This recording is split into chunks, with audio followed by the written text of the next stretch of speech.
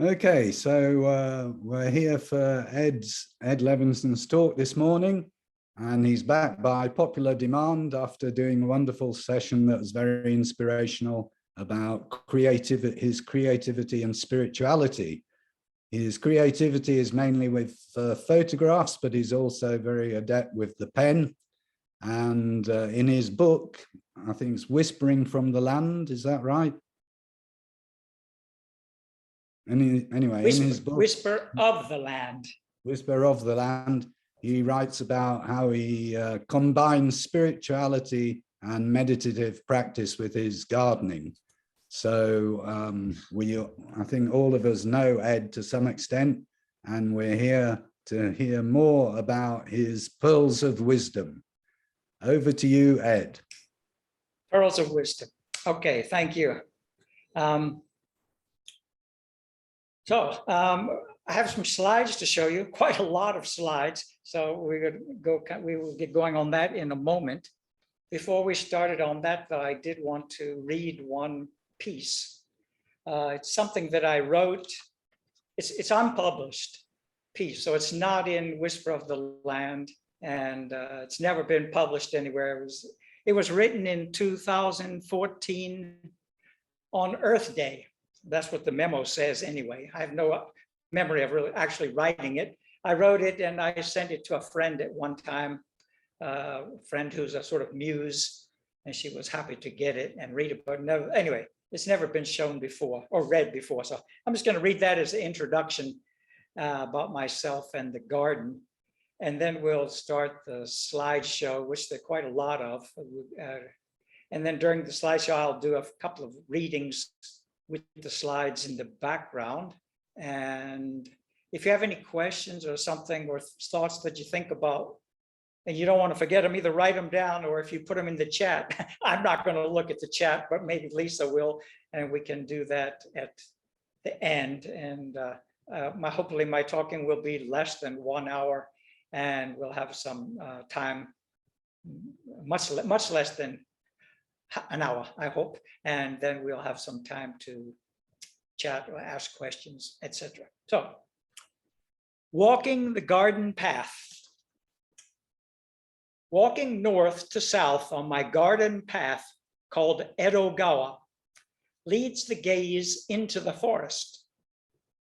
This path I made runs through my garden towards the closest mountain woods.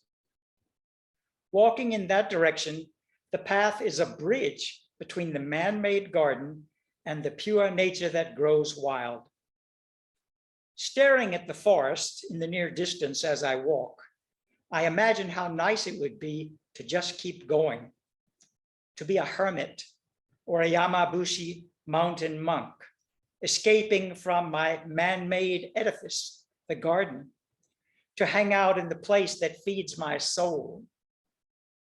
Yet, it is the garden that has created this bridge and given me a way to connect with the forest. I really should not abandon it, since we depend on each other.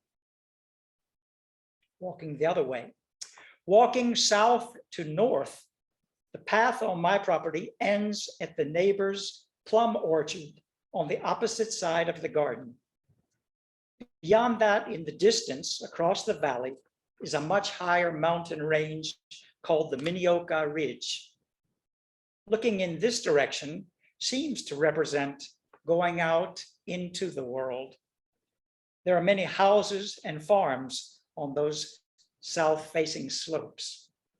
Of course, the fruit orchard is a good symbol to watch on a daily basis, not only for the seasonal changes it embodies, but as a reminder to produce something.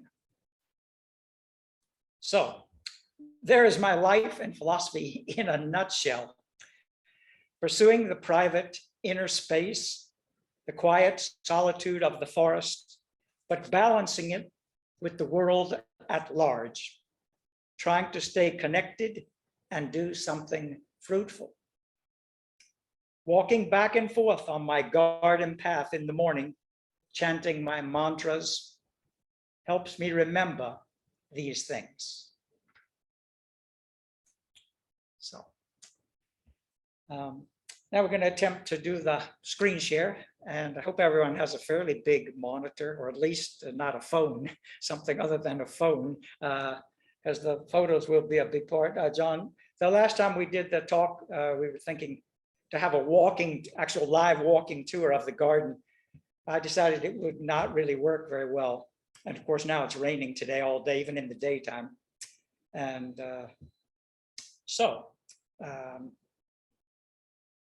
oh, and I did mention, it does say on the PR that I would mix video clips maybe with the still photos, but I decided to just go with still photos. And later, you don't have to do it right this minute, but Lisa will put a couple of links to a couple of garden videos that we have on YouTube, which you can look at later, not now while you're listening. So let me see if I can get my screen share going here. Just a minute.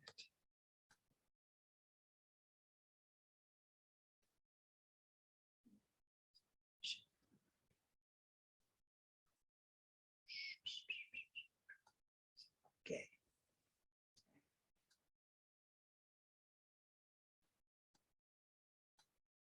Back to Zoom. Oops.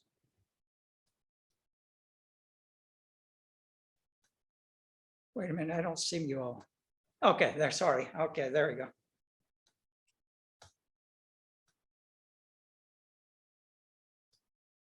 Just a moment.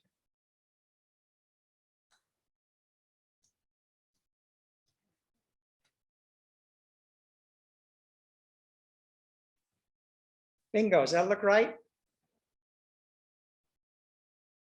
Yes, looks Okay. great. Okay. So this is the view where I live.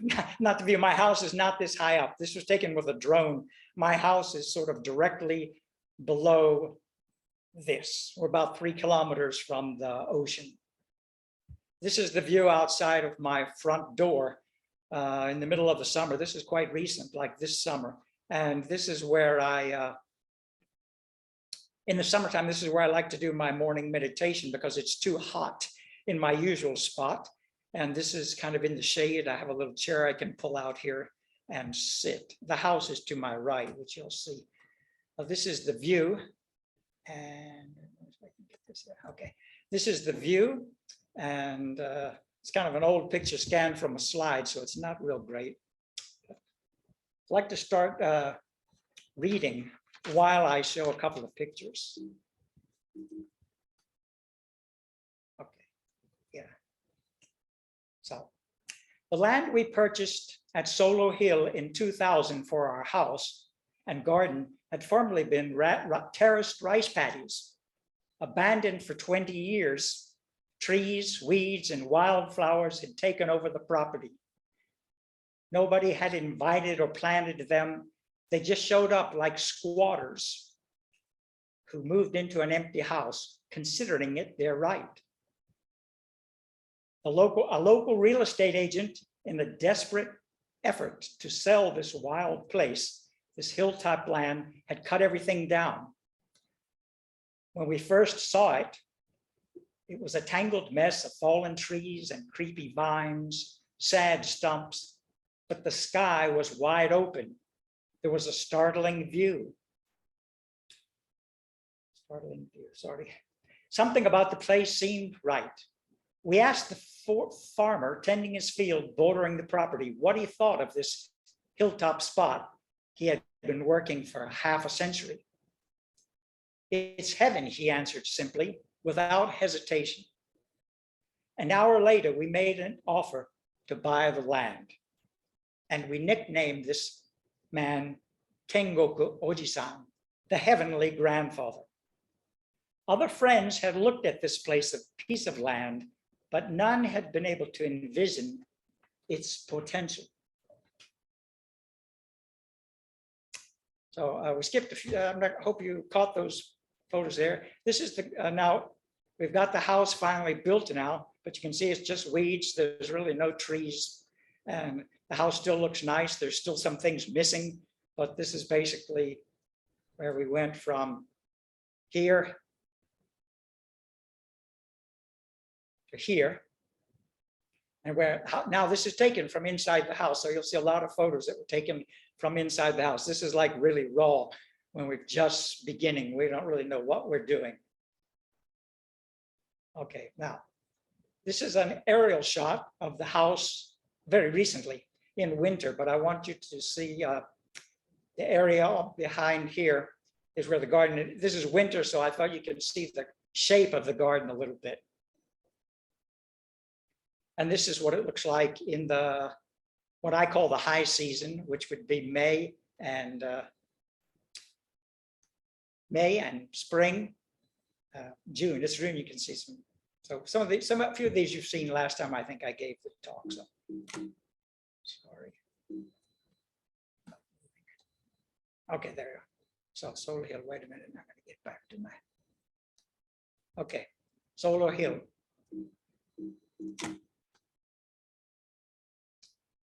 This is the cherry tree, which if you've read my book or read any of my essays, the cherry tree in the garden plays a big role. Every year my wife and I do a little shot under the tree. And the fence is a relatively new addition, around 2014. It's to keep the wild boars out. So we finally had to build a fence, much to my not really liking. There's a quick shot of the aerial shot of the cherry trees. This one, so most of the photos you're going to see are taken from inside the house. This photo is taken from the bay window, which faces east, up on the second floor, looking down on the cherry tree. It's actually the best photo location for the tree as it changes seasonally. This is what it looks like just around this time of year, late in fall. The bench is where I like to spend my morning quiet time for 15 minutes, 20 minutes, a half an hour. Take my cup of tea or coffee down there and sit. And it happens to be right on the border, facing to the, would be the left of the screen is facing the far mountains, the world, so to speak. And then facing to my back would be the mountain where I would go for retreat. I threw this one in there. Some of you may have seen this before. It's been published a couple of places. Amy Chavez's website, she used this one. It's kind of a joke because my work boots, my American style work boots, have now been converted into the Japanese gardener's work shoes, Jigatabi, as everybody knows. So, and it mentioned in the PR blurb, part of my experience goes back to I worked as a Japanese gardener for 3 years in Japan, in Tokyo, because I was living in Japan. I needed some money, and I thought I'm not going to be an English teacher because I'm not qualified to be an English teacher. And we had been doing landscaping as a profession in the States before I came to Japan. So a friend of a friend got me a job as a gardener. This man on the far right, he's a Japanese kind of hippie, kind of about the same age as I am in the crew, and that's me on the left. I wanted to read a quick passage as a little something to do about this. Everyone knows, I hope is familiar with the term nemawashi.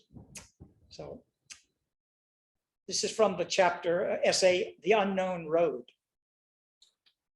On the surface, I was simply a backpacker tourist, though I didn't see it for what it was at the time.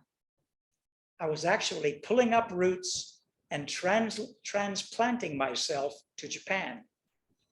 My nemawashi, or preparation for transplant, was my attunement to nature and people gathered from being a wanderer, living in communities, and meditation training.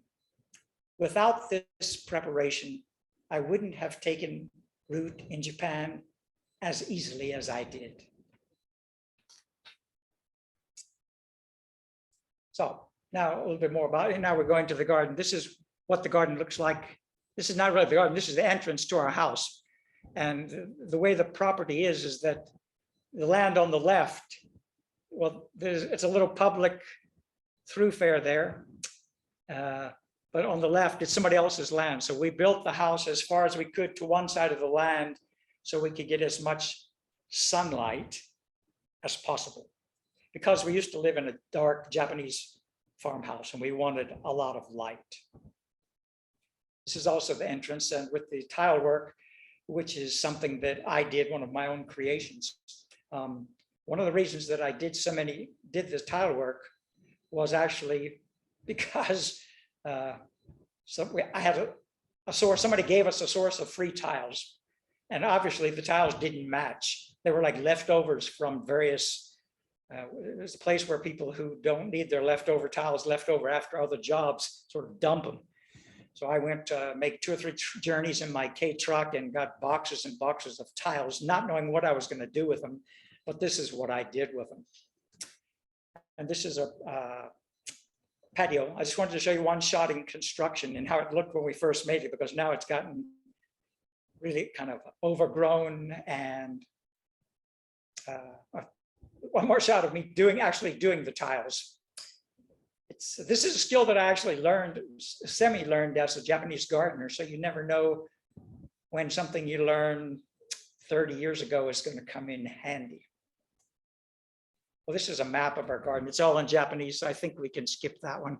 But it gives you an idea of what the shape of the land looks like.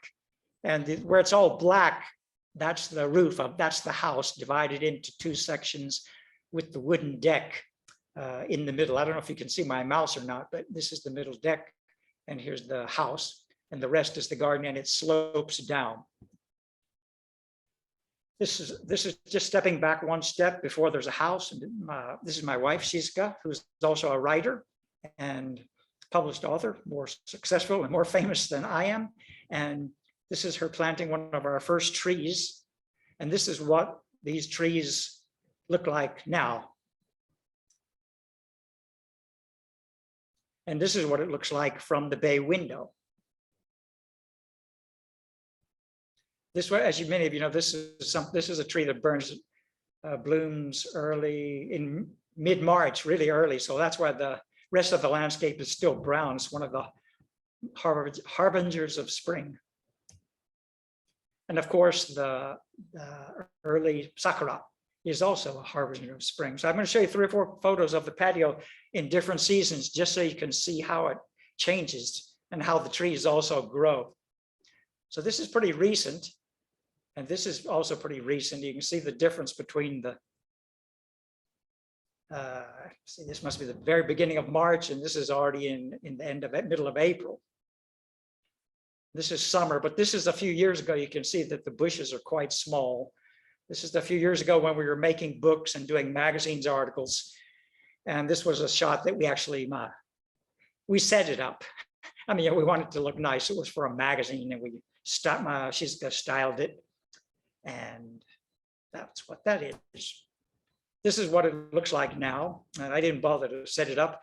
And the trees are getting quite big, so you don't really need the sun umbrella anymore if you go there at the right time of day. In the morning, it's hot, but if you go there in the afternoon, it's in the shade, and it's very nice. You see different kinds of hydrangea and mukuge, which is a rose of Sharon tree.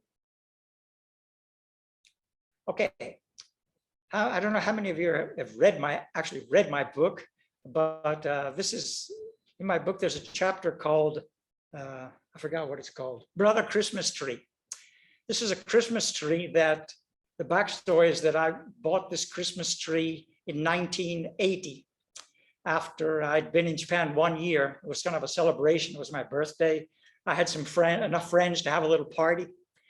And I bought this small tree. I don't have a picture of the tree, but I had a small tree that was so small it would fit in the basket of my shopping bicycle. 500 yen. It cost 500 trim, but it had a root ball in it.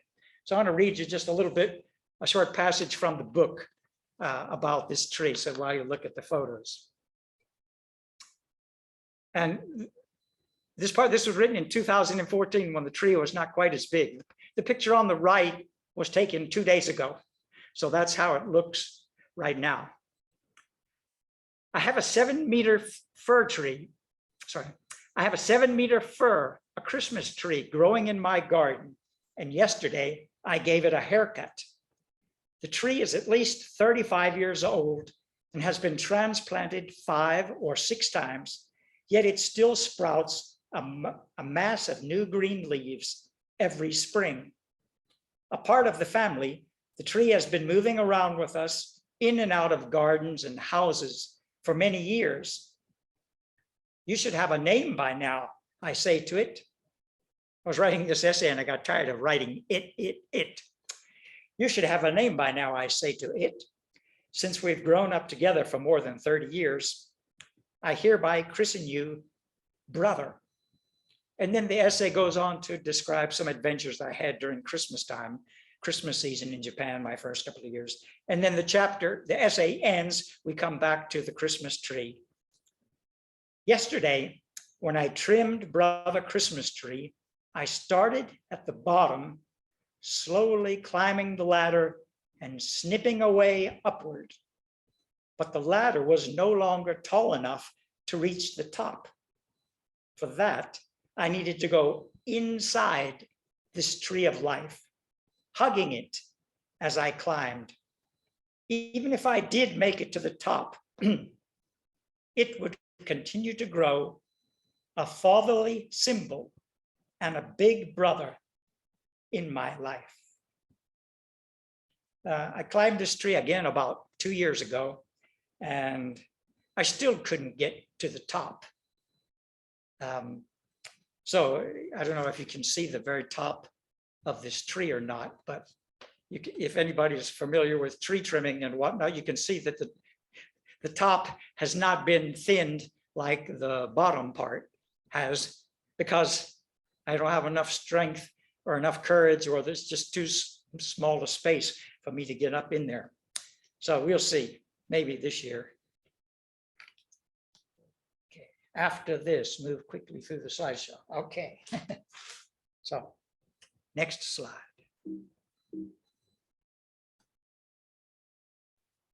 Then I'll go back to the seasons a little bit, early spring. Excuse me, let me have just a sip of water.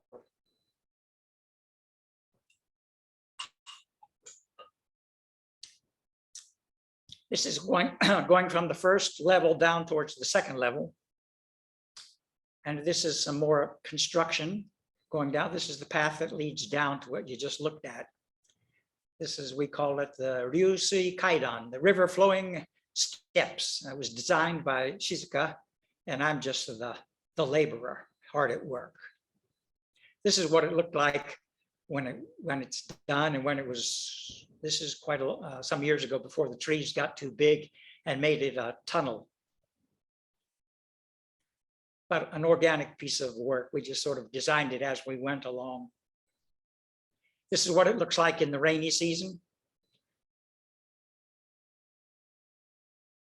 Okay, now we're taking a little detour from the garden, because as you saw on the illustration, I hope, on the middle of a deck, the house is built into two parts, and in the middle of the deck, there's a tree. This picture was taken soon after building. Go back to the very beginning. I'm not going to go all the way back, but we'll go back to the very beginning, and where I said this was a land of old sage stumps where everything had been cut down. Well, before we even built the house, I was out cutting the grass one day on the hillside, and I noticed a stump was sprouting a new tree out of a stump. This is in Japanese nem, which is a mimosa tree, which was below the deck. And when we built the deck, we left a hole for it to come up, and it came up, and it came up, and it came up some more. And so now it's finally gotten big enough where we don't need any umbrellas on the deck in the summer, because you can sit under the shade of the tree. And this is what it looks like from the roof, or maybe it was from a drone shot. And you can see a little bit how we're located and how the deck is between the two layers, two different buildings. This is another shot of the deck. I always have a little bit of argument with the Ms. about, do we really need all these planters on the deck? Because we have so much green already in the garden, but it's a little bit bare looking on the deck without any green. So this is one of her pet projects. Every year we grow some morning glories on the wall that connects two bridges there. Okay, now I'm going to show you some pictures that all look sort of the same, and that's because they were all taken from basically the same window. The way our houses and garden is built is that it's really nice to go walking through the garden, but it's really appreciated to see the garden from the windows of the second floor, which is the floor of the house that we live in. So most of the photos coming up have been taken either from the dining room or the eating table room or from the living room. This is the only one that's a close-up shot. Little black cat there. I'm not sure you can see it on your small screens. And you can see just a little bit of the tile concrete work. This is sort of a blend between Western style and Japanese style, arai dashi, where you pour the concrete and the gravel, and then you wash it before it gets hot and the gravel before it dries completely. Okay, we live up on top of a hill with a really bad road, so it's impossible to get a cement mixer up our hill, so everything needs to be done by hand. Okay, so here's the garden from the dining room window. Spring, obviously. Okay. Here it is. This is just a little bit later. The one on the, you can see some tiles. That's down on the second floor, and you can see the trees. These are all recent, within the past year or two. There's a little close-up of the tree, but you see that the flowers, does anyone know what the flowers on the right? Those are daikon flower. So we do something, it's kind of the French style potage style gardening, where you mix the vegetables and the flowers all in the same kind of areas. This year I planted more flowers and less vegetables, but and you can see where this kind of green path here is. Originally it was gravel, but it's just became too much work to keep the gravel exposed. So we're kind of going with the green look. So here's the same view from the dining room window during the rainy season.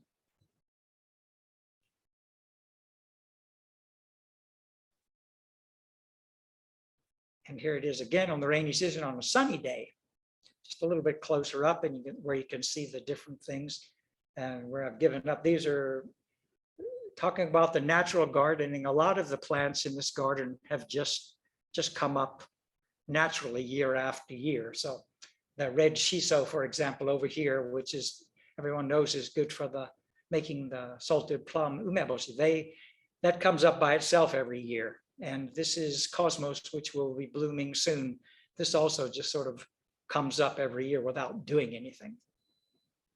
A little bit later, so I don't want to bore you showing the same picture, but I just want you to see the difference in the seasons, and that how every day becomes sort of a joy. Here we have the Crepe Myrtle and the Rose of Sharon, Mukuge, which is really done. Unfortunately, the timing is always a problem. So you see here on the kind of yellowish thing, that's sunflowers that looked really nice, but they didn't bloom at the same time as the other flowers. So now it's later. This is just about a week ago. So we're moving summer into fall, and you have the fuyo. And I'm afraid I forgot the name of the fuyo in English. So this pink flower, it's really hardy. You cut it way back, way back, and it doesn't look very big. This picture, here's the patio here. Can you see the patio right in the center? And the bushes look they don't look that big, but they're taller than I am. If I go down to the garden, I have to kind of weasel through that little hole. And coming up soon, not yet, there's the Cosmos, the wild Cosmos, semi-wild Cosmos, and you can see that the Rose of Sharon is now going to seed. That's another thing that we do, is that we leave most of the plants, we leave them to go to seed so that they come back somewhere next year from the compost pile or wherever. Now we move into fall. And this is the one that was used on the PR photo. I mentioned that I was going to America in November, so I'm already checking my dates on the photos last year. When was this taken? It was taken November 23rd. So hopefully I'll get back about 3 or 4 days, about 3 days before the ginkgo trees are in their prime. Because every year I take the same pictures, but every year it's a little bit different. And to tell the truth, looking at the photos for this slideshow, I was so surprised at how fast the trees grew in just 1 year. I thought, oh, this must be like from 5 years ago. And with the digital camera, you can look at the time captures it was taken. This was just last year. I can't believe it's that big. Moving on to fall, that's one of our token maple trees. We don't get a whole lot of fall colors here on the Chiba, but this is about as good as it gets. And you see the Sazanka, which is Sazanka, I think they call it in English. And you can see here where we've got the potage going, there's broccoli, nanohana, and things like that are growing. Little snow, a little more snow. And you notice that there's a lot of evergreens here. Now these are the camellias and the Sazanka and kinmokusei and trees like that. I don't know how much you're into gardening, but William Morris was one of the famous gardeners, and he didn't like the Japanese Sazanka and camellias, etc., because he said they block the light from everything else, which is true.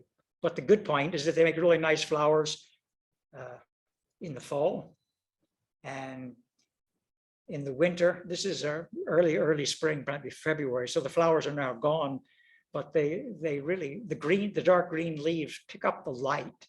And so in this case, I don't agree with William Morris's point. I should say, looking at all the other pictures about the potage and stuff, I've also spent some time going to Monet's garden in France, which I won't say I imitated, but it was a good inspiration. So now we'll go back to the garden. This is the spring, coming into the spring, this is the entranceway coming in, looking the other way, and we're going to get ready to go down the hill, I think. Yes, we're going to go down the hill. This is in the summer. And there's the path where you saw me making the hill down into the so-called main garden. Speaking of Monet, if you go to Monet's garden, you can tour his house. You can take pictures in the garden, of course.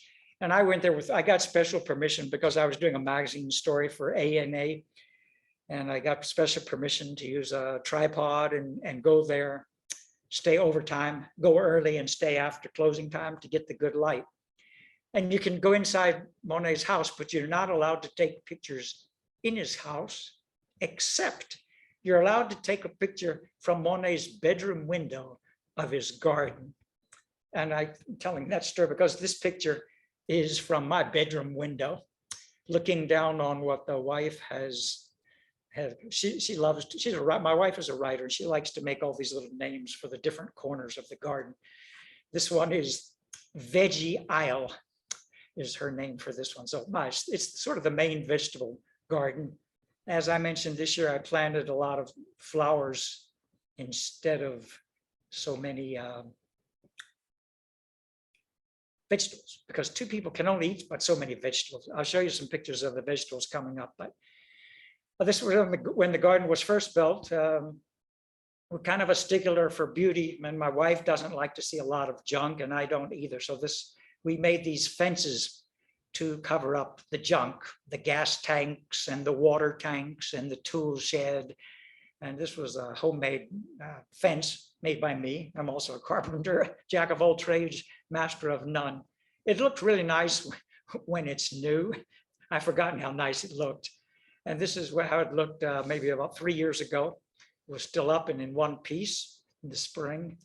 And this is what it looked like this past spring. But I transplanted the yellow flowers on the left, which I'm sorry, I don't know the English name for that one either. Mokobara, maybe someone can, it's a kind of very, very small, wild, not really a flower. It's kind of, it looks like, anyway, it's a yellow flower. It'll go to the second story of the house if you let it. And the white on the left is the climbing rose tree, which looks really nice, but it's a really nuisance. I just trimmed it back the other day. Grew in a meter in 1 month. And you can see the gate, I had to kind of repair it. But I put the original boards back on after redoing the frame. It could use a paint job, but there's a lot of work for the garden and the maintenance man here. You saw this in maybe the first step. There were the steps. I had a little bit of help making this with a Japanese laborer. Helped me get the rocks in. Someone gave me the rocks, and I said, these are perfect for making steps. And it's called, now titled, another one of our names, Mukuge Kaidan, the Rose of Sharon steps. And here it is after the trees have started to grow a little bit. And here it is after this one you've seen, I'm sure, on the wiki website and also in my book and maybe somewhere else on the web. But this is how big the trees are now. Even though I cut them back religiously every January, they still get really big. This was the steps going the other way. After they've been weeded really nice. This was also done for a book, you know. If you're a photographer, you sprinkle the steps with some water as they do in the Kyoto temples to make it look really nice. But it doesn't always look like that. Because I don't have a crew of monks tending my garden. I have a crew of one monk tending my garden. So this is what it looks like in the spring. I buy this red clover seed and actually plant it. The pink flowers are red clover, which are supposed to improve your soil.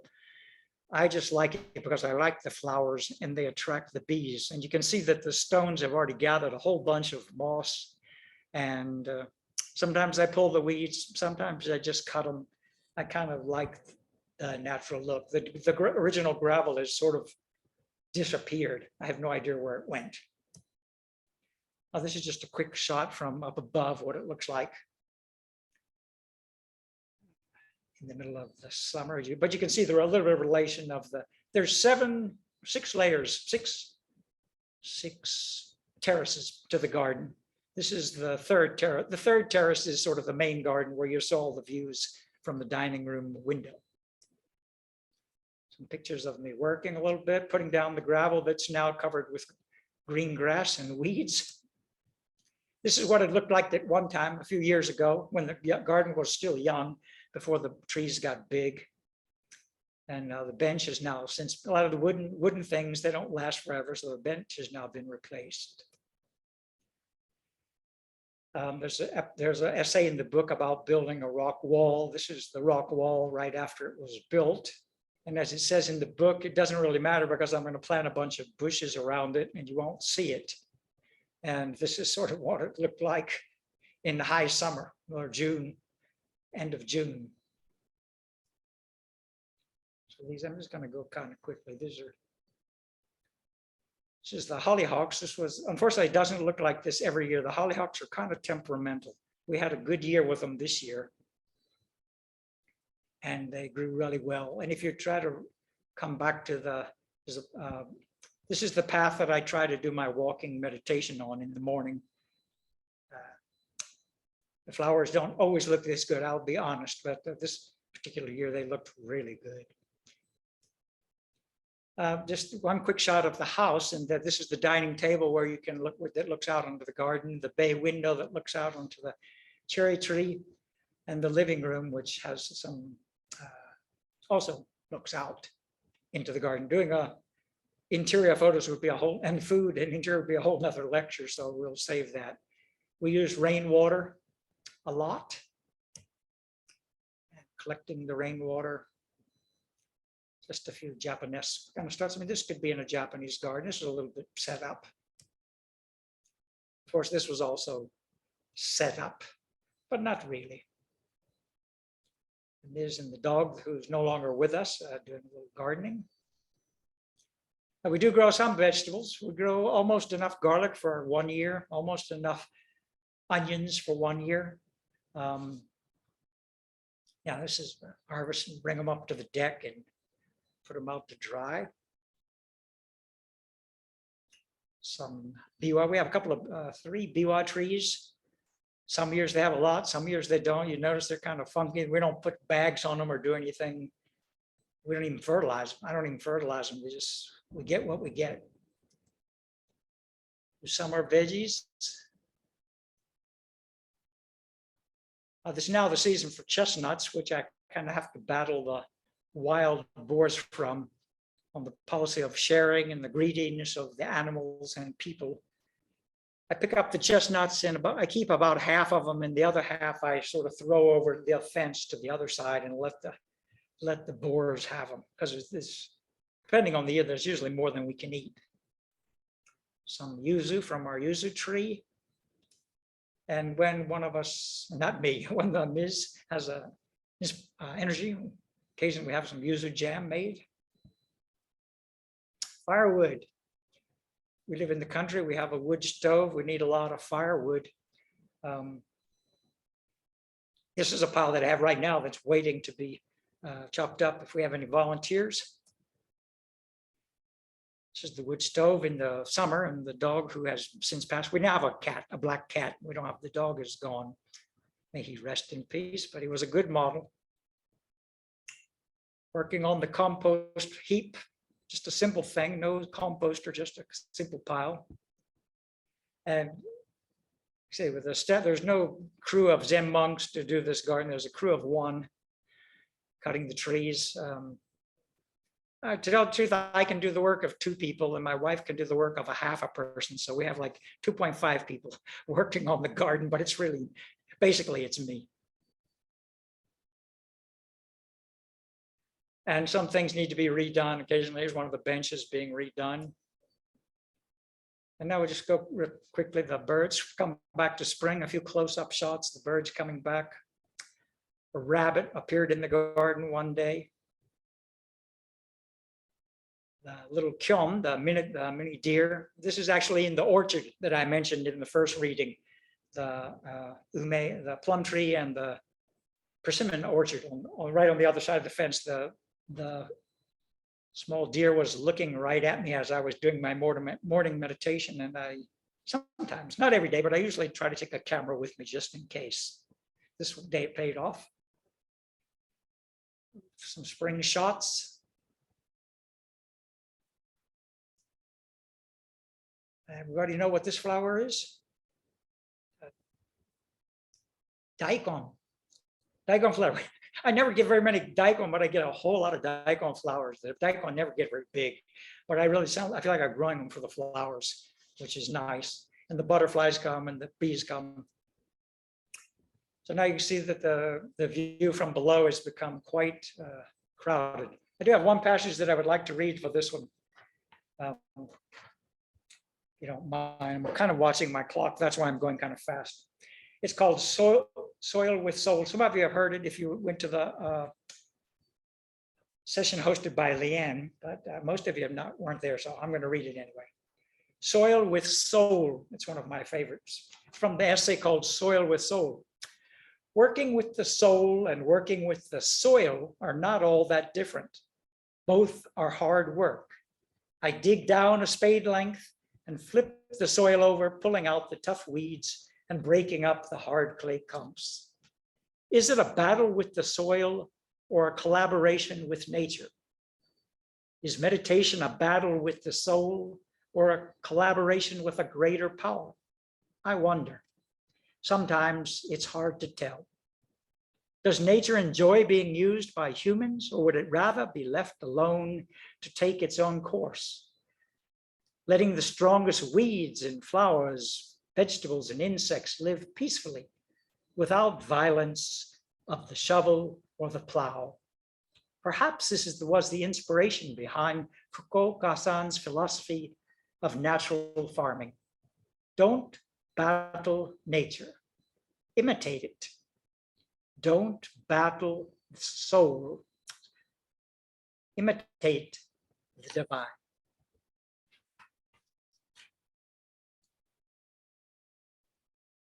This is another one of the corners of the garden. Kuate. Kua is the kuate. I forgot the Japanese expression. Mulberry tree. Mulberry tree corner. There's an old mulberry tree in the background there that came back naturally. It's one of the native people in this garden. And you can see the bench has been changed. This is a little bit close up in the spring. The Christmas rose. And in case you don't know what Christmas rose is, This is a Christmas rose. It's really low to the ground, like about 10 centimeters, 15 centimeters from the ground. So you have to get down really low and kiss the ground to take the photo. Same bench. One advantage of having a big garden is you can let some of the plants grow big. This is in the very back of the garden. It's a Yamabuki, Japanese Yamabuki plant, and it actually came wild from, it's not, I got it, dug it up in the mountains and brought it and planted it in our garden. And it gets really huge every year. Okay, a few other gardens, I can't remember the name of this one, so we'll just skip it. Planted underneath the Christmas tree. This one we've already seen. Just wanted to show you what it looks like close up. This is the entrance. We did plant, there was no land. This is an old photo. We planted what we called the forest, or in Japanese, zokidan. We planted the fourth level down was planted with trees, not flowers. The trees got bigger and bigger. Bigger and bigger. In this photo, you can see the house, but now you can't see the house from the bottom anymore. It's more like this. This is in the spring. This is pretty recent. Now, this tree was actually planted from acorn that Shizuka planted an acorn when we lived in our old house, planted in a planter. This is the view from the deck many years ago before the trees got big. This is the view from the deck looking the other way with the three trees. This is the hakuren with the white flowers, and this is the cherry tree in the background. This is another one of my favorite meditation spots, especially when it's still cold, when the north wind is blowing and it's cold. This is a good place to stand. And I like the balance of these three trees.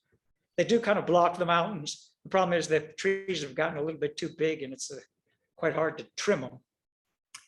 Another shot of the Ajisa, I think we'll pass on by that one. And the veggie aisle this particular summer, as I said, more flowers than vegetables.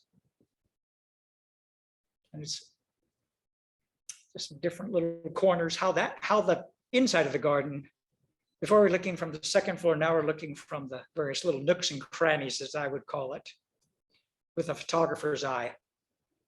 This is the path, my walking path, where it runs into the orchard, kind of dead ends now into the orchard because of this fence.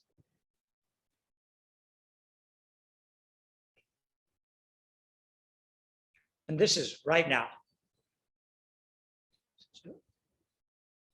We also enjoy keeping the wildflowers or having flowers that come back.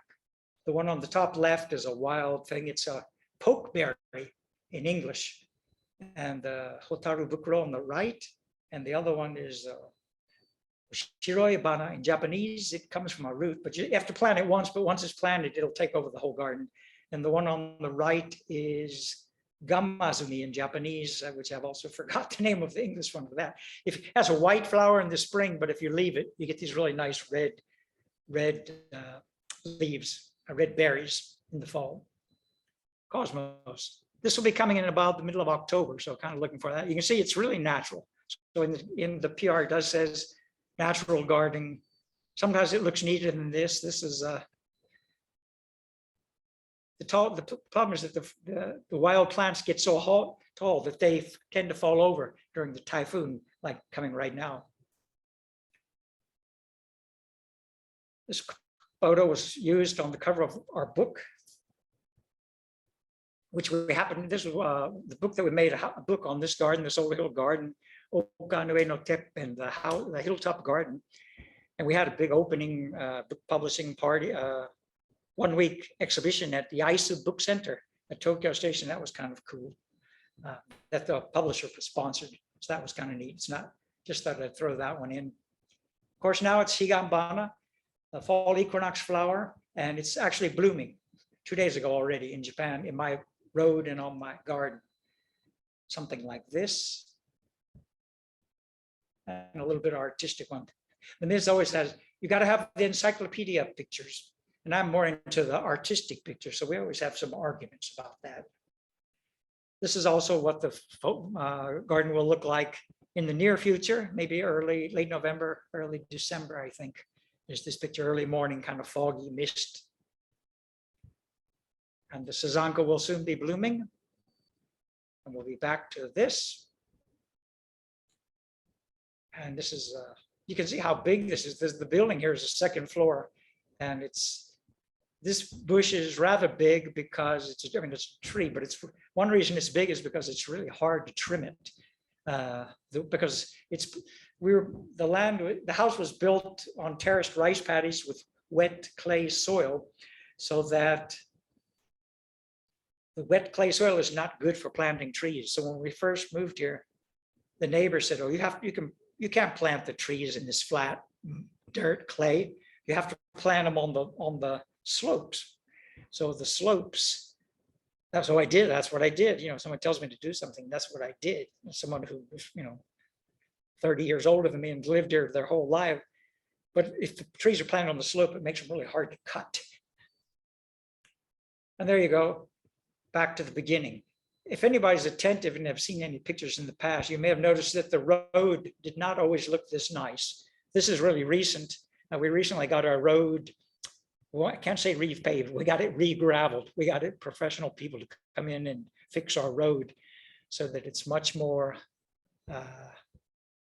driving friendly. It's still really hard to get a big car up here. You can't see all of it. This is the flat part.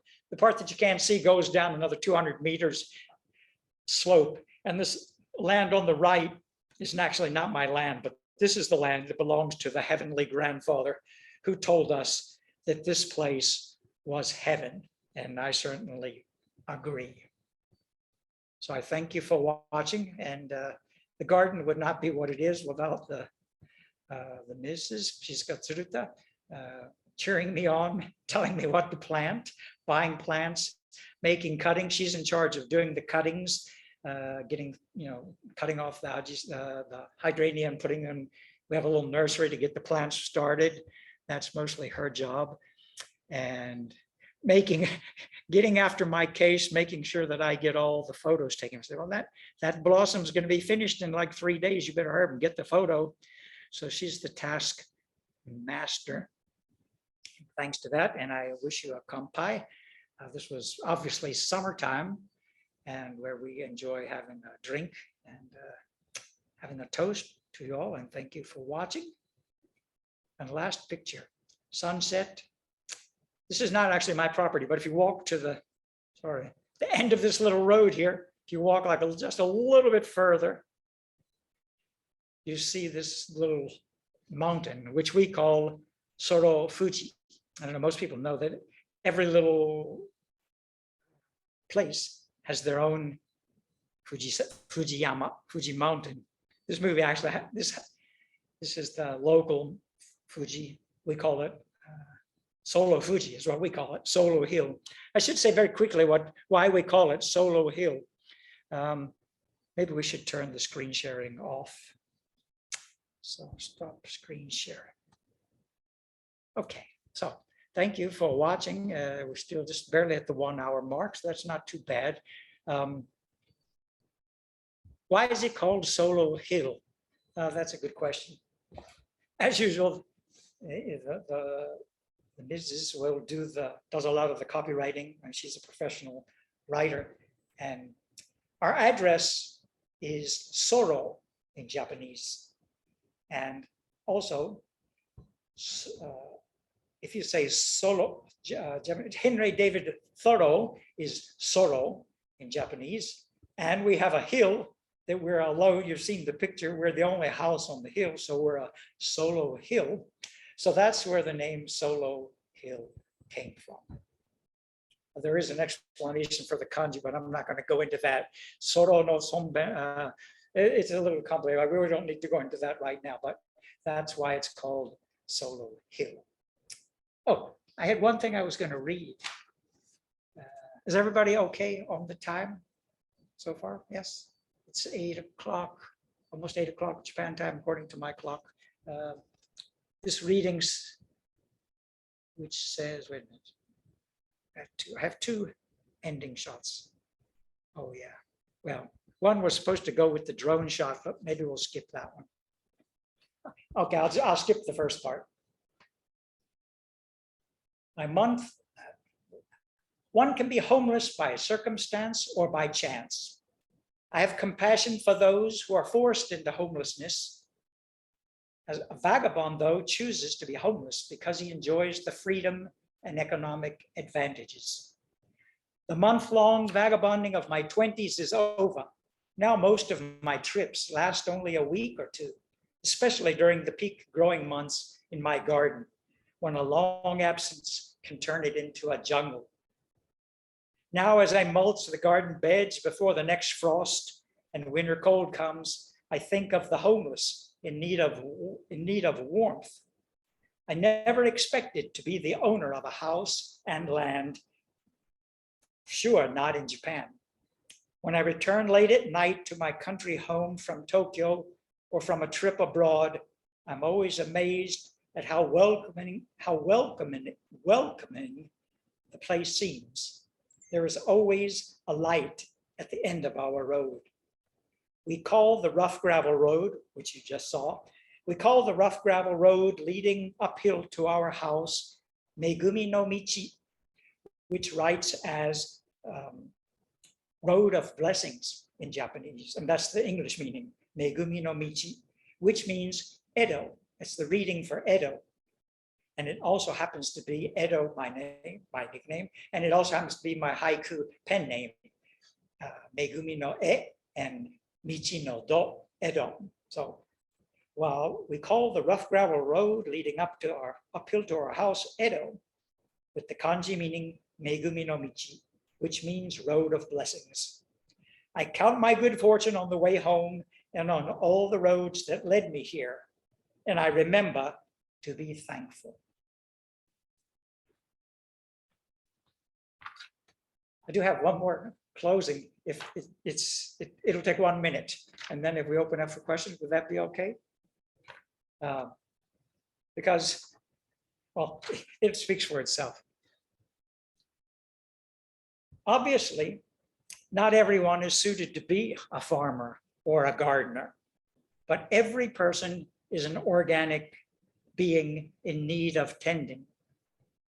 Spiritual gardening, or the cultivation of self, to me simply means finding an organic style for living that suits the surrounding environment and one's inner world. The method of cultivation is less important than the resulting growth and harvest. This is like photography, where the camera you use is less important than the resulting photos.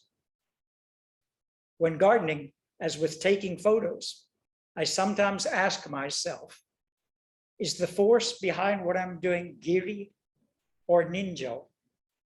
Do I do it because I have to or because I want to? Thank you. So, oh, before I forget, there was one, I think, I don't know if Lisa, don't know if Lisa already did it or not, but I asked her to post a couple of links in the chat for me. Get it right now. You don't have Hang on.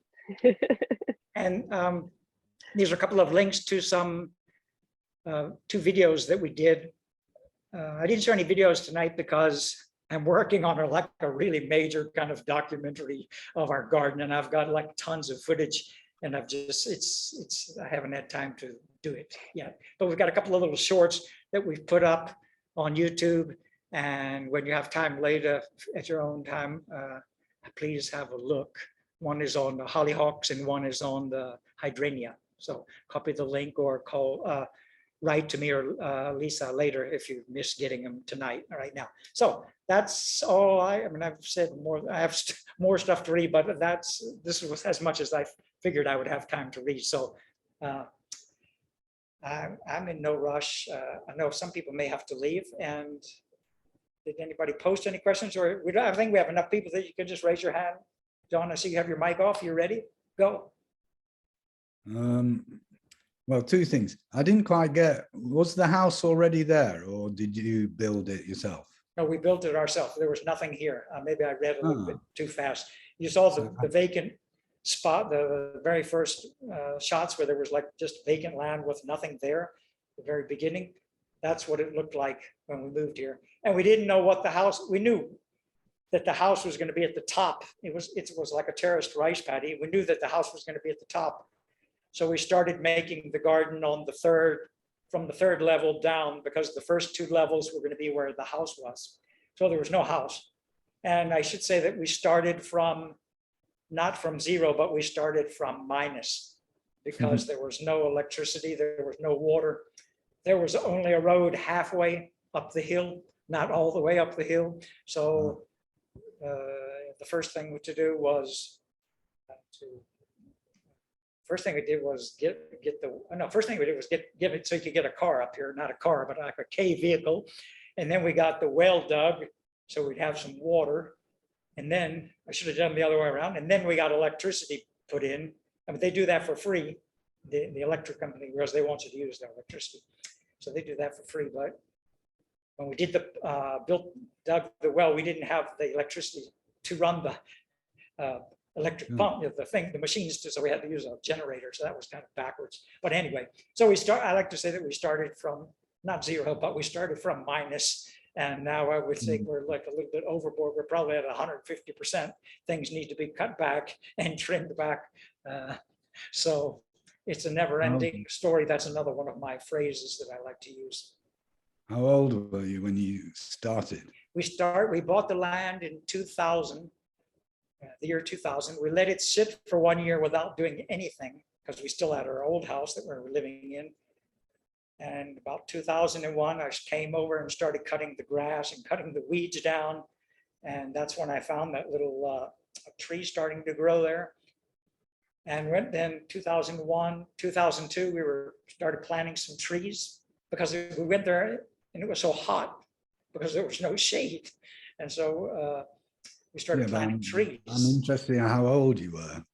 Oh, how old? Well, so that was 2000. Now it's now 2000. Right, I'm not sure your age. No, I'm 68, so I guess minus 20. 22, so 46. Yeah, well, yeah, so it was, Yeah, I mean, it seems like an overwhelming. I built the house in 2003, so I would have been, yes, turning 40. No, 50, yeah. So 50, yeah. I turned 50 the year we built the house. It feels like an overwhelming project to take on at the age of 50. Well, we've been here for now so we built the house in 2003, and it's now almost 2023. Well, it's now 2020, so we're going on 20 years. And the garden is going already 20 years. So you can see how it went from nothing to being like almost can't. Well, it's almost got to where, I mean, I don't really have to do anything, but I do have to do something. I have to keep cutting back the trees. But my new thing now is with concerning global warming and whatnot is to sort of thinking about how much do I want to cut them back and how much green. So I'm just going to leave it. And if I lose, like I've already lost some of the view of the mountains because my cherry tree has gotten so big. I used to see this really nice some mountains, and I can't see the ocean unless I fly the drone. Even if I go up on the roof, I can't quite see the ocean, but you can hear it. It's 3 kilometers away. You know it's there. You just can't quite see it. So it's kind of it's a remarkable achievement. Well, it's a lot of work, and like I say, I'm pretty dinky. So at the moment, so I do laugh that my wife, she's got helps a lot in the garden, but she's been really busy the past couple of years. She's working on a book, and she's like been glued to her computer. And I've had a little extra free time, if I say so myself. So I find it really. I spend a couple of hours at the computer and I say, can I go out and play now?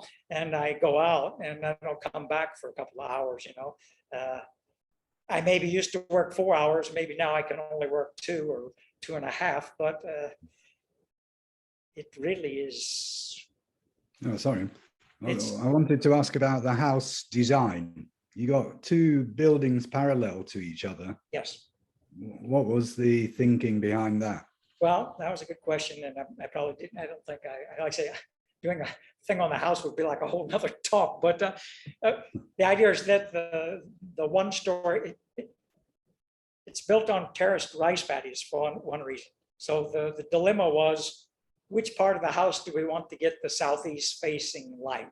And which part of the house do we want to be on the north side? And we couldn't really decide. And we also live in an area that's, in Japanese, they call it jizuberi. It's kind of unstable land. It's possible that the land can move a little bit. So rather than spend a whole lot of money, like millions and millions of yen, to have professional people come up and concrete up the slopes and everything, we built two different structures, one on each rice paddy on different levels.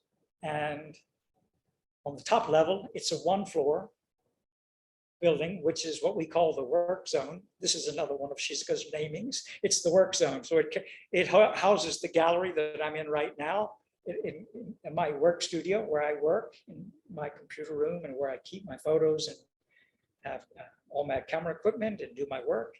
And then on the other side of that is Shizuka's office. It's the work zone. Then the deck is in the middle, and the other house, which is built on one paddy down, is 2 stories high. And we live on the 2nd floor, which is the same height as the workspace. So the living zone and the workspace, the living space is 2 floors, and we live on the top floor of the life zone. That's where you saw the kitchen and the dining room, and where all the pictures were taken from those windows. And to get from one to the other, you cross the deck, and we also made a bridge. There's also a connecting hallway. It's kind of like a Japanese temple style that connects the 2 buildings. And we designed it ourselves. Originally, we were working with an architect, a young guy who was a graduate student. He kind of came up with the idea of building 2 buildings and having them connected with a bridge. But he had this bridge that was like outdoors. And I said, I can't imagine crossing the bridge in the middle of the winter on a rainy day, or going outside the house and down the steps to go take a bath and stuff. So I redesigned his whole thing, and we fired him. Well, he was working for free anyway, but we sort of parted ways, and we were paying his expense money, and I have to give him credit for coming up with the idea. And so if each building is very narrow, it's only like 4.5 meters wide. I'm not sure what that is in feet. I've forgotten the dimensions, 4.5 meters. I can't get my calculator out at the moment. But anyway, the buildings are long and narrow. Let's put it that way. So the house was built to suit the land. And so being in the living room, we get the nice southeast light, passive solar. It's really warm in the winter. And we also get north light coming in from the deck side, which is really nice. And in the office, I still get the sunlight from the south away. And then I also get the north side of the house has a really wonderful view, which you saw the mountains on the north side. So the north, there's a lot of windows facing north. That's kind of not something you would necessarily do, but it's very nice to get the north light. It's good for doing photography or artwork, or just having it there. So I'm pretty sure I answered your question. That answers it perfectly. Thank you. All right. So we have some other questions. House or garden or writing? Yes, Rebecca. Turn your mic on. Yeah. I was wondering about your weather. And do you have a lot of wind coming from the ocean? Do you have wind damage? That would be my concern with those big trees all around your house. We do get a lot of wind. One of the, I won't say it's a down point. Well, it is a down point. One of the down points is that the result where the garden, it's kind of like a little, what's the word? Like a little valley where the garden is. And the house faces, the garden is on the south side of the house. And the mountain that's on the south side of the house is quite close. Oh. So most of the typhoons come from the south.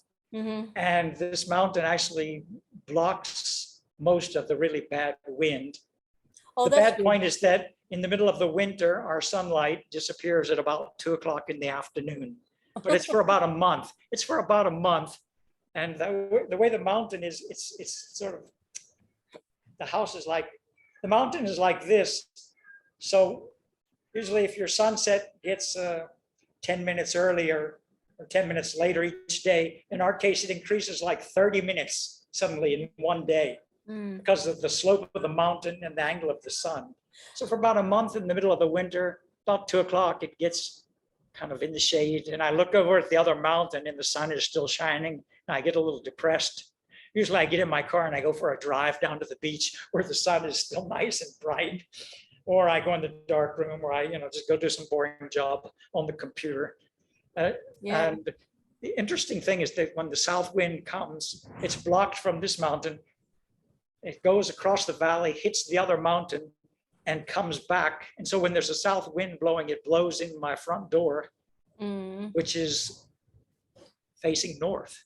It's really kind of strange. But we also get the north wind. In the winter, when it's so cold, when the north wind blows really hard in the winter, and we have a really heavy door that's must be about 5 centimeters, it's about this thick. And the wind will blow it open. I have to lock the door on the days that the wind is blowing because it'll just blow the door right. We have a door that opens into the house, not out to the outside. So the wind is a problem. That's why I have a big, I'm not going to go back and open up the slideshow, but on the entrance to the house, you saw there was a big sort of windbreak kakine outside the front of the house. That's the north side of the house. So that is to block the wind. And it also blocks the sun in the summer because the west sun also comes sort of from the same angle. So I'm just trying to think, you're on a slope, but it's not the mountain slope. That means that your soil is relatively deep because you're building on top of old tambo. Is that correct? Yeah.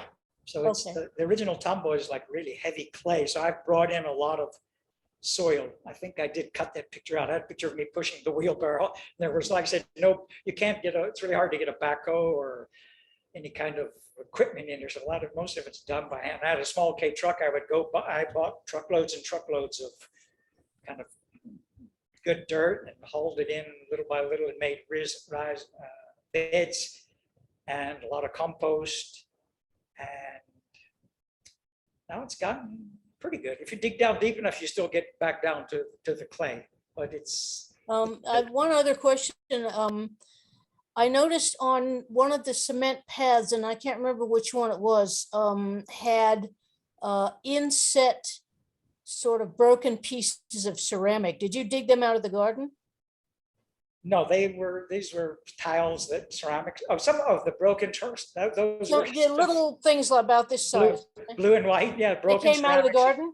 They were things. No, those are things that we broke in the kitchen. I broke in the kitchen, and we saved them, and we used them for the tile walkways and whatnot. Yeah, that's a good idea because I have quite a few of those that have surfaced over the years, and I'm wondering what to do with them. That's a good idea. I mean, you can plant them in a little cement or just, stick them up, stand them up in the dirt. Well, I put them at the base of trees, but quite often they sort of migrate around. So yeah, and they get lost. I mean, if you leave them there for a year, you won't see them anymore. You have to kind of break some of the brick walkways you saw around where the line of bricks along. Every year or two, I have to go and sort of excavate the bricks a little bit because they just sinks, covered with dirt and the weeds. And they get dirty. They just sort of get it home. They sort of sink into the earth, and which in a way is good. If nobody tended this garden for 1 year, you probably couldn't walk in it. Yeah, exactly. I kind of wonder what's going to happen when I'm gone, but I haven't crossed. It'd be like waist high, whatever. It's a pretty never-ending story. We'll see. Thank you. Can I ask a quick question? Yes, you can ask a long question. No, we're I have running no late. deadline. I know. Go ahead. Because we also bought property back in 2020, and I'm curious about the wildlife situation. I know you said you built a fence for the boar. I only saw one deer. Like our thing is we have bears, we have deer so we have mostly vegetables and fruit trees. We have beehives and shiitake mushroom logs, and we have to worry about the bears and the deer because otherwise all our work is for nothing. Do you have do you have a deer problem or anything else? We don't have deer at the moment in our area. And I don't mean problem because I love them. They're beautiful. Yeah, But, you know, you have to work with them and otherwise you have nothing, you know. the people around here who do have a problem with deer, we don't have, in this particular Solo area where I live, the deer, the big deer have not come. The kyom, the mini deer, which are an imported species that escaped from some zoo or something, they're a real pain in the butt. They get into my garden even with the fence. I don't know how they get in there. I've met them. They jump. They can jump and they're very skinny. They can even get through the cracks in the fence, Yeah. I've heard. They'll eat some of the plants. They eat the green plants before the Yeah. things you've just planted. The deer we don't have, and the monkeys. With the old house we had monkeys, so you had to. They don't have. They're good. The people who have deer, you need to have a really high fence. The problem with the fence is that they're not very aesthetic looking. You saw the wooden fence because that's the part of the garden that everybody sees. It's the border of my property. The other side is the neighbor's orchard. He doesn't have it fenced in, so the pigs are digging up around there, and the animals are on his side. Occasionally, they come on my side, and I'm also renting part of his land to grow some vegetables. But I have a fence around that as well. Yeah. But the part of the fence that you don't see, the forest side, is just one of those green net kind of fences with little poles. But it's still a big job because our property is like an island, and it's actually heart-shaped. If you could tell that, but the very top is really wide, and it gets narrower and narrower as you come down to the bottom where the well is. So to encompass the whole land was a lot of work building the fence. It took me probably close to a year. John, thank you. It probably took like close to a See you year. soon, John. If anybody wants to say goodbye to John, please say goodbye. He has to leave. Thank you very much. Sorry, I do have to go. I apologize, but please carry on. Thank you. And thank you, Ed, for a wonderful talk. Inspirational as always. And I am even more full of admiration for your accomplishment. I honestly don't know how you could manage it. It's extraordinary. Well done. Thank you. Okay, bye-bye. Okay, so the thing with the fences is that you just have to, I mean, it was a lot of work. And now it's like during the summer, I have to go around and cut the grass on the other side of the fence one time, check for holes. And when winter comes and there's nothing else happening, I'll go around and check the fence and see where the holes are. It doesn't last forever. No. We'll see. It's an interesting story is that the wooden fence, where it looks kind of nice, that was my design. And it came from the old deck. The first deck we had lasted about 10 years. And the carpenters had done something not quite right. So the base of the deck kind of rotted and it got a little bit too difficult. It seemed better to replace the whole deck than to try to repair the old one. So we built a new deck, but the boards on top of the deck were still good. So they took them all off and I saved them.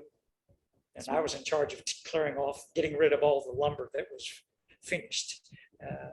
And it ended up using all the deck, all the wood from the old deck was used for for the fence. I think I used all of it. I don't think, and that was 2000. It's getting pretty old now. I think it'll last another 3 or 4 years. I still have to keep fixing the poles a couple of times a year when they get rotted out. But yeah, it's amazing how quickly things need to be repaired and updated. I mean, this place keeps us busy, very, very busy. It's really a wonder that we get other things done at all, regular work and writing. Well, I have a friend who lives in Tokyo. She has a big business and she has a second house out here. She always comes out here and she's like, I'm working all the time. She said, I got a second house in Chibos in Boso so I could go running in the mountains and go swimming in the ocean. It's like, I'm spending all this time working. And then finally she just called me up and said, will you go surfing with me? And yes, we do. We go surfing and I need someone to push me to get out and go. We go for a walk in the woods somewhere together if I don't go alone. So yeah, you do need that escape time. And you need the time to just, you notice I have a lot of benches in my garden. I don't spend a whole lot of time sitting on them. I have my bottle of water and I've got my work clothes on and I go out there and sit down with my bottle of water and have a drink of water and I think, what am I going to do next? And the view is not very good from here. That tree is in the way, and I'm gonna need to do something about You that. have another job before you know it. Keep waiting for the inspiration on what to do next. So, do you have any more Well, thank you, questions? Ed. That was wonderful. Thank you. Thank I you. really enjoyed it. Rebecca is going to leave us in a moment here. But we'll say goodbye. Yeah, I think a couple of people have to go. I need to go. Hey, it's getting late. Oh, it's 8:24. Okay, yeah, I think we should, I'm ready to, unless someone has a pressing question. Good night, Rebecca. If you want to bow out or wait till we finish, it's up to you. Is anybody else going to bow out? Okay. I'm gonna have to go too. Thank you. This was lovely. Okay, thank you all for coming, and hopefully the recording will be up and I won't sound too bad. And please share with your friends who couldn't make it tonight. Thank you in America and other places who came from weird hours. Good morning and have a good day. Have a good evening. At least it's hard to keep you so late as well. Thanks, Okay, Ed. I'm good. Anytime you night. want to end it. Good night, everybody. Thank